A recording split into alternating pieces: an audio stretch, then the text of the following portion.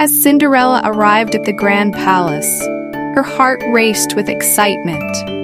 The bright lights sparkled like stars, and the music floated through the air, beckoning her to join the festivities. She stepped out of the carriage, her glass slippers glinting in the moonlight. Cinderella took a deep breath, feeling both nervous and thrilled.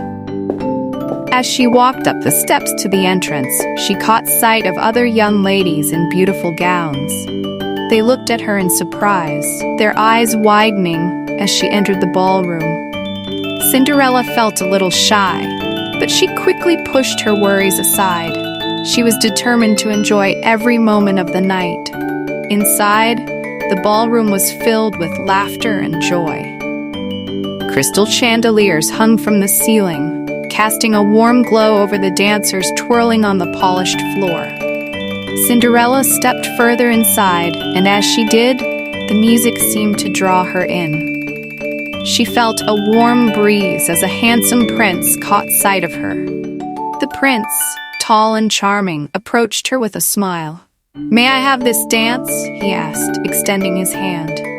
Cinderella's heart fluttered. "Yes, I would love to," she replied, placing her hand in his. As they danced together, it felt like the world melted away. The prince twirled her around gracefully, and Cinderella felt as if she were floating on air.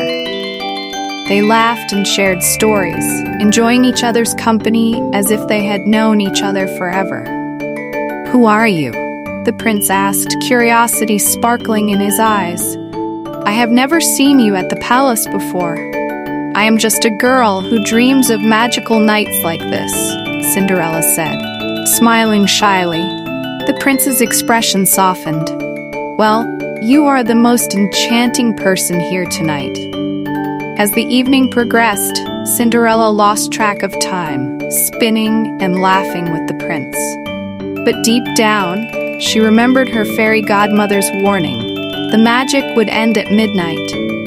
She stole glances at the clock on the wall, its hands moving closer to 12. Suddenly, the clock chimed softly, and Cinderella's heart raced. "I have to go," she exclaimed, pulling away from the prince. "Wait," he called out, but she dashed toward the exit. She needed to leave before the magic faded away. As she rushed down the grand staircase, she felt a twinge of sadness. But just as she reached the bottom step, she lost one of her glass slippers. She glanced back, her heart aching, but she couldn't stop. "Goodbye," she shouted, her voice echoing in the hall as she ran out into the cool night. Outside, Cinderella jumped into her carriage, and with a flick of the reins, the horses galloped away.